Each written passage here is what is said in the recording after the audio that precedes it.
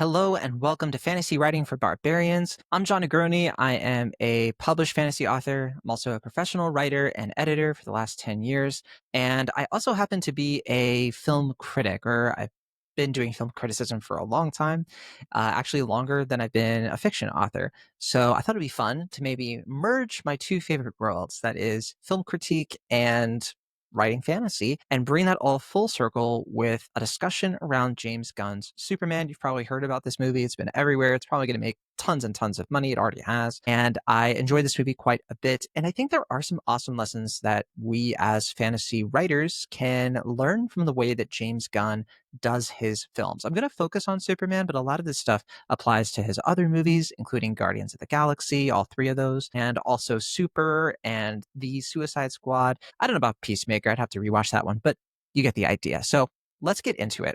Honestly, I think the thing about superhero fiction in novel form, it actually is way less popular than you would think. And I think that's honestly kind of wild when you consider how absolutely massive superhero movies have become. I actually tried my hand at this kind of thing back in the day. My debut novel, which is called Killer Joy, it's behind me on the shelf. It was essentially this superhero fantasy hybrid thing set in was basically a colonial take on classic high fantasy tropes. And let me tell you, trying to get something like that published in 2017 was very, very difficult. It was possible, but I had a hard time with it. I can't even imagine how hard it would be to sell a book like that in 2025. So I'm not going to try. I don't think you should either. But anyway, the reason I'm bringing this up is because even though the superhero novel market is a lot tougher to break into than a lot of other genres you could be getting into, there actually still is a ton of room for compelling superhero fantasy experiments, especially in short fiction. I actually have my own short fiction superhero thing coming out later this year in an anthology. So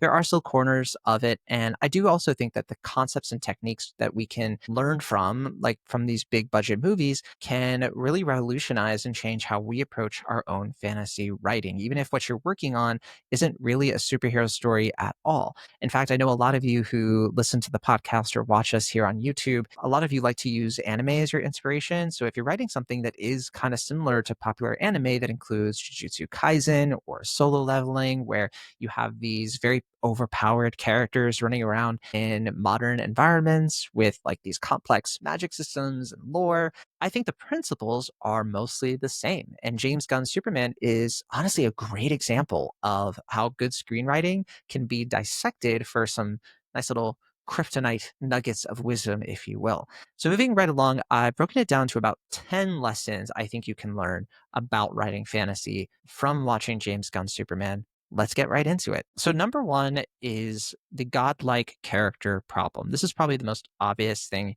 people will think of when they take a look at how James Gunn was able to pull the movie off. Because the central challenge he absolutely had to nail was how to take a character who is essentially a god walking among mortals and make him, I mean, not just relatable, but genuinely compelling to everyday people. Because let's be honest, Superman's power set is basically yes, he can do pretty much anything that the plot requires him to do, which should, in theory, make him a very boring character. So, Gunn's techniques for solving this very difficult problem that a lot of people struggle with in this space, he does a lot of storytelling alchemy that I think any fantasy writer can adapt for their own work. I've been critiqued on stuff I've worked on where it's felt like my main character was too good at things and didn't struggle enough. So where does that really come from? Well, whether you're writing about a character who can, like in Superman's case, punch an entire planet, or a wizard who can reshape reality with their spells, the fundamental challenge that you have to face is the same: making godlike power feel more human. By human, I'm not being literal because Superman's obviously an alien, but you get the idea. Before we dive deeper, I want to be clear about something too in terms of the movie. I don't think Superman is some kind of cinematic masterpiece. I should have said this earlier. I think anyone who's been critiquing films longer than I have, I can tell you this movie doesn't really break new ground in a lot of ways, even in its own genre. I liked it a lot, but here's the thing: it's incredibly good at being exactly what it needs to be at this moment to be successful. And sometimes I think that that can matter a lot more than being groundbreaking and innovative for the sake of it, if that makes sense. And I'll admit too that this movie does have a few things in it that were genuinely innovative to some extent, in their own right. So Anyway, that aside, I want to point out that comic book narratives too usually get a lot of leeway from fans because we've collectively agreed that we don't really mind convoluted plots and endless MacGuffins as long as you nail the specific feeling we're looking for. And with Superman, that feeling is usually hope. Right. In many of the comic books and movies and such, hope can be very cheesy. It can be sappy and earnest, but that's what a lot of people want from Superman. It's what a lot of other superhero movies tend to either maybe shy away from or even lean in a little too hard. Quite honestly, that's more like the indie stuff. But anyway, that's a godlike character problem. Number two would be establishing vulnerability clearly and early. This is super, super important, especially for any kind of Superman or Superman adjacent narrative. Very first thing that we see Superman do in this new movie is lose. And he doesn't just lose, he gets absolutely wrecked. He gets beaten bloody. He has to retreat to his fortress of solitude with his dog's tail between his legs.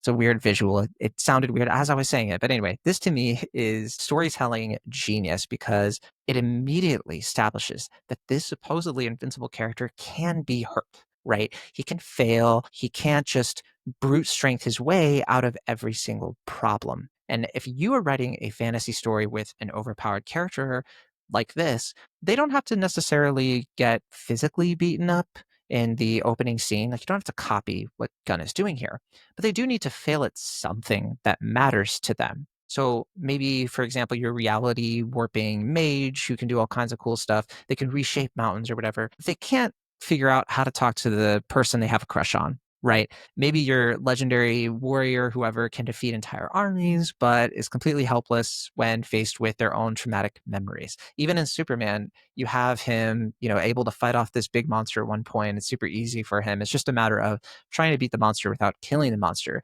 But then when he has to go toe to toe with Lois Lane in this kind of interrogation scene, he loses his temper. He can't handle it. He's emotionally weak in certain key ways that tie into what the movie is trying to say thematically. Right. So the key is that the vulnerability itself has to be real and it has to matter to the story you're telling. Gunn starts by showing us that yes, Superman can be physically hurt. And then he follows that up by showing us that Superman can doubt himself. And that's even more hurtful. He can question whether he's actually helping people or making things worse. He can struggle with the weight of responsibility in ways that feel genuinely relatable.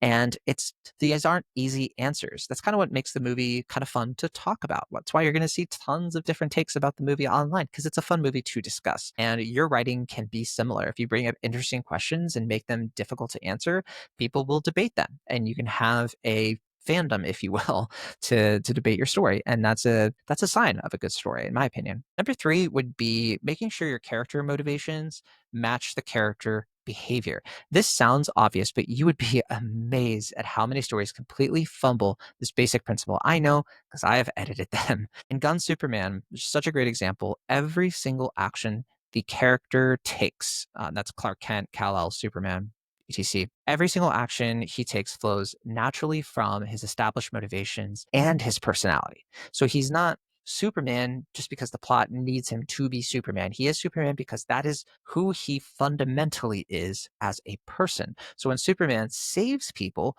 we know why he's doing it because he literally cannot stand by and watch suffering happen when he has the power to stop it.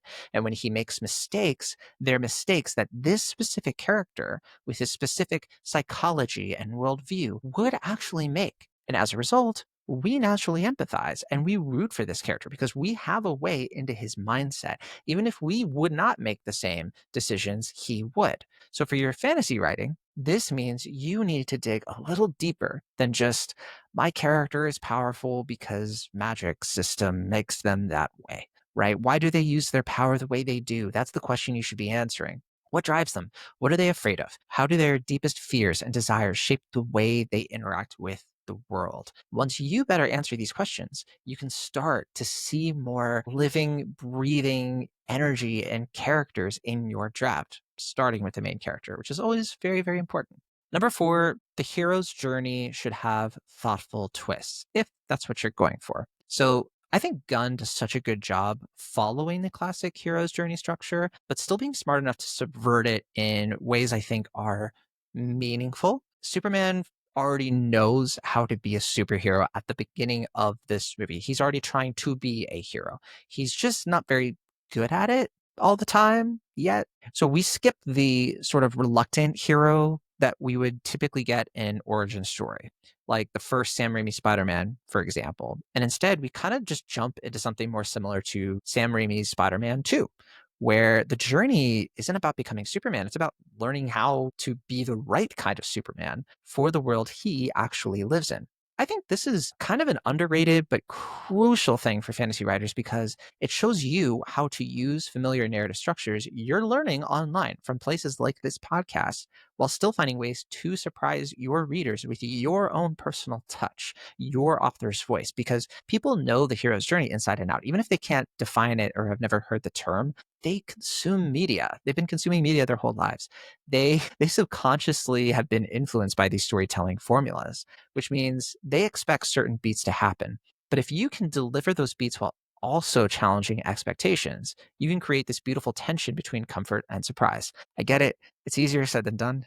But if you can figure this thing out, you can unlock a true treasure chest for your storytelling and how it could be something that people come back to because they feel like they are going to get something from you that's familiar in a lot of ways, but also fresh in a lot of ways. And that's something that people want from their movies too.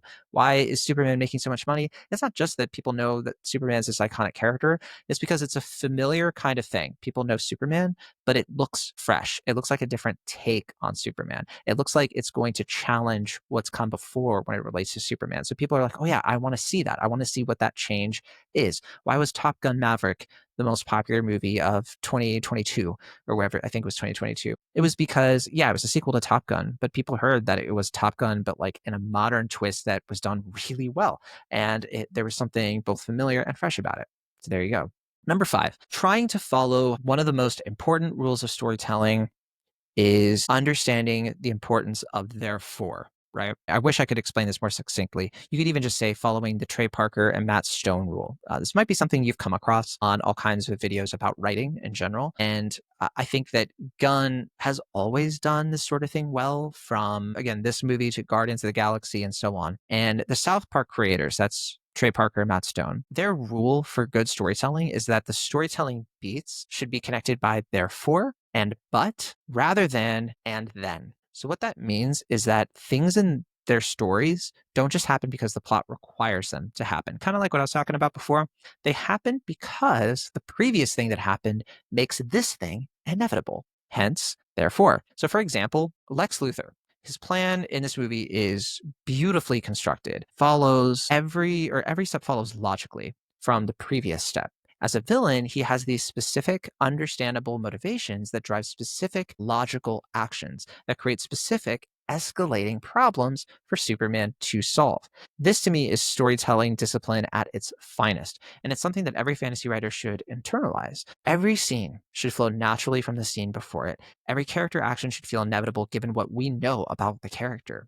Every plot development should feel like the only thing that could have happened given the circumstances. If you want a good fantasy reference, Game of Thrones, the whole Song of Ice and Fire series is so good at this. It always feels like everything that happens in the world of Ice and Fire logically continues from the next thing. Even if you read the history textbooks in that universe, so A World of Ice and Fire, for example, and the stuff that House of Dragon is based on, Fire and Blood, you'll notice that as Martin was writing out all of those basic like moments in a timeline, they were compelling because they all had therefore. Every single thing laddered into the next thing. You didn't have and then, right? There was always something. There was always some kind of cause and effect. If there was an and then, it was super rare. So I shouldn't say it absolutely, but there you go. So number 6, and this one's close to my heart. Humor. I think I've always believed this, and this is one of the reasons I love the way that James Gunn approaches stories, even though I know he's not for everyone, and it's not to say that everybody should like James Gunn's approach to writing. But one of the reasons I do like it is I think that he is so good at humor that lightens the tension without removing the tension. And Marvel has been struggling with this for a few years now. They've done it well here and there. I think James Gunn was making Marvel movies not that long ago with Guardians of the Galaxy 3, right? But I think that Marvel in particular, or the Marvel Cinematic Universe more broadly, they've gotten a little addicted, in my opinion, to undercutting serious moments with these like jokes and quips that to the point where nothing feels like it has very significant stakes anymore. Whereas James Gunn, on the other hand, understands that humor should enhance the drama. It doesn't have to replace the drama. So when Superman says something goofy after getting his butt kicked, it's typically kind of funny, but it's also character revealing. Like there is kind of a point to it. It tells us something important about who this person is, how he sees the world, how he sees himself, how he was raised. And that last thing there too with how he was raised, that's an actually essential theme of the entire film. The ending pays that off very well. I think the humor comes from the character without winking at the audience and saying, isn't this all kind of silly? We're in on the joke too. That kind of worked for movies before with things like Age of Ultron, where Hawkeye, is like, this doesn't make sense. I got a bow and arrow, see? But it's 2025. And for fantasy writers, this means that your comedic moments, or even just like any attempt you make to add levity and fun to your thrilling story, they should arise more naturally from your characters and the situations they're in, not necessarily from you as the author making fun of the genre you're writing in. There has to be a balance. It could be the kind of story that you're writing, if it's a parody or a satire. But even then, it's such a fine line because you don't want to make it feel mean spirited. And then you also don't want to make it feel like you think you're above it all because that makes the writing less likable, if that makes sense. So, yeah. And I also think that people assume comedy and drama are opposites. We learn that in humanities, sort of. But I like to think of comedy and drama, at least in the way that they're used for storytelling, I like to think of them as more like dance partners, right? They have different roles, and when they work together, they make everything more fluid and powerful to watch. Sometimes comedy takes the lead and drama is the follow, and sometimes it's the other way around. And I think a good story typically is more consistent with that, where it feels like it is one or the other, or it is consistently drama first, comedy second, or the other way around. Number 7, the blank slate advantage. I think there's something really important to understand, and that's that Gunn was working with massive constraints that you as a fantasy writer probably don't have to deal with, right? Everyone who walks into a Superman movie already has expectations about who this character is and what he should do.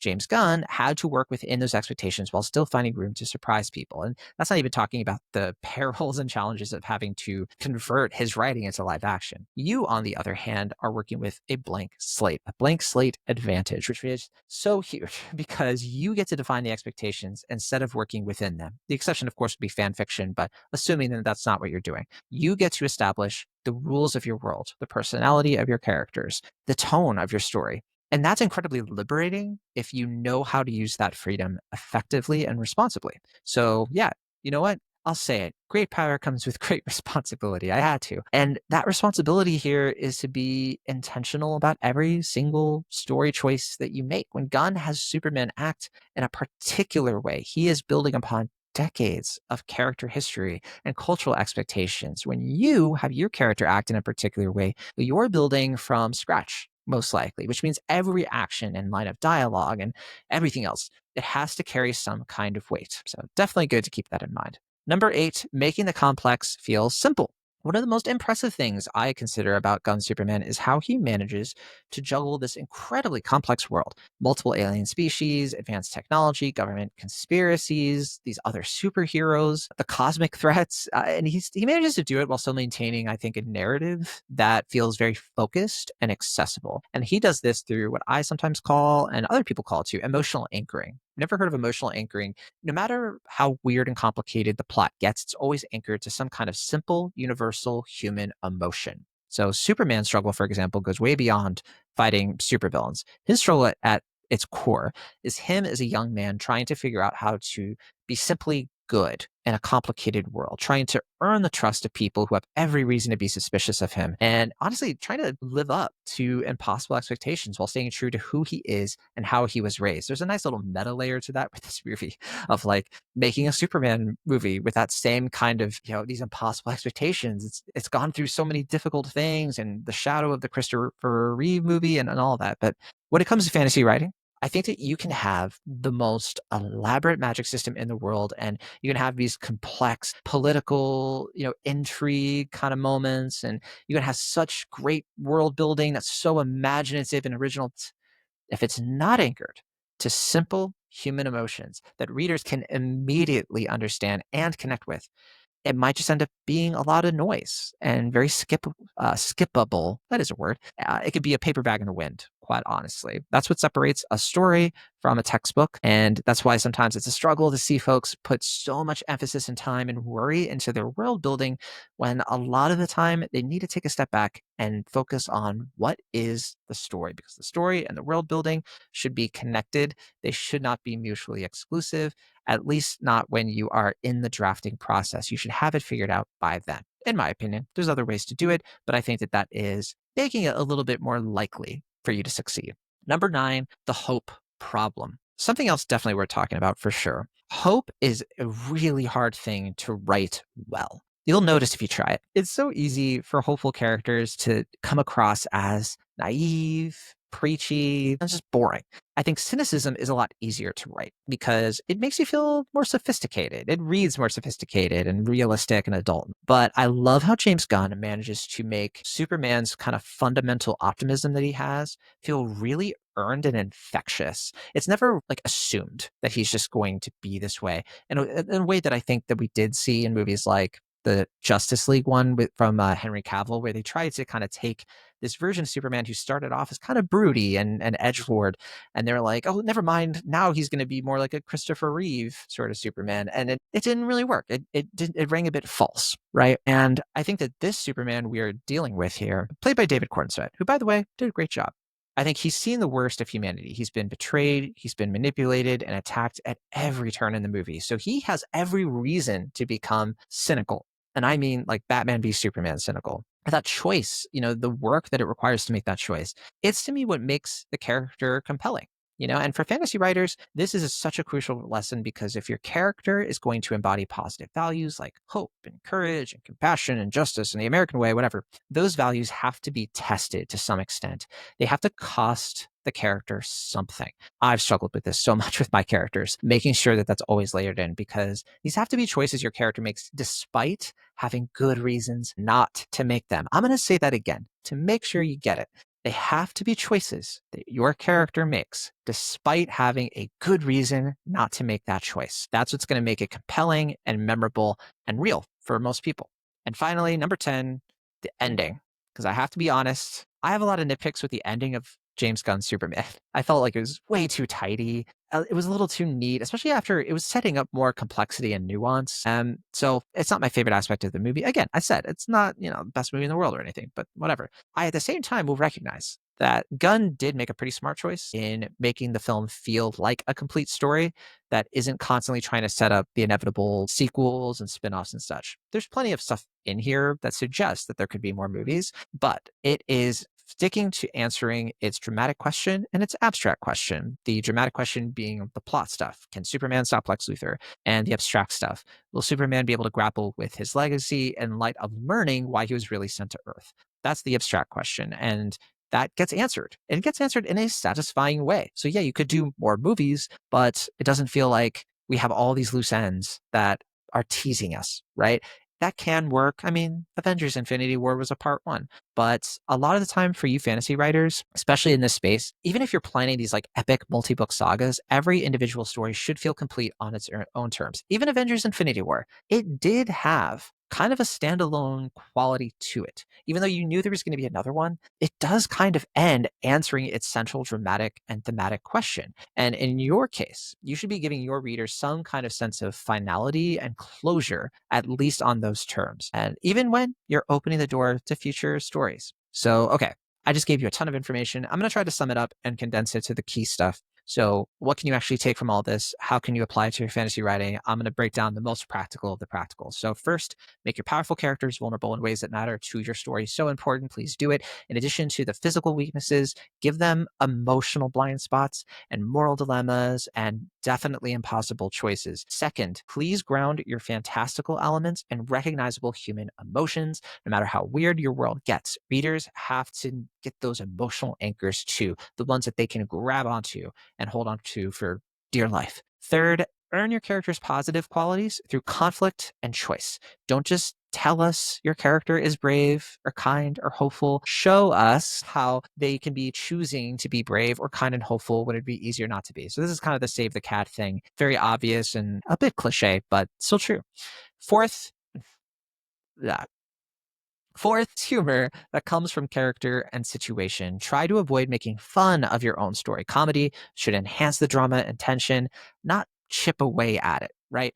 And finally, remember that every choice you make as a writer should serve the story you are trying to tell. James Gunn didn't include every single cool Superman thing he could think of. He included the Superman things that served the specific story he was telling about hope and responsibility, finding your place in a morally bankrupt world, and all of that. I think the best part about all of this is that these techniques work whether you're writing about godlike superheroes or even kitchen sink realism and anything else in between. Good storytelling is good storytelling. And James Gunn's Superman, in my opinion, is exactly that. It's good and it's basic, but I think in the right ways, it can really show you places where his strengths apply so well to applying your own author's voice into whatever weird, wonderful, unique worlds that you come up with. Now, consider taking a break from watching YouTube essays or listening to this podcast and go write something of your own for a few minutes. You might like it, especially if you have some overpowered characters waiting for you. And thanks, as always, for checking this podcast out. Be sure to subscribe on YouTube or your podcast app of choice if you're listening. Leave a comment if you think I missed anything or would want to elaborate more on. And for now, be sure to keep on writing if that's what you feel like doing.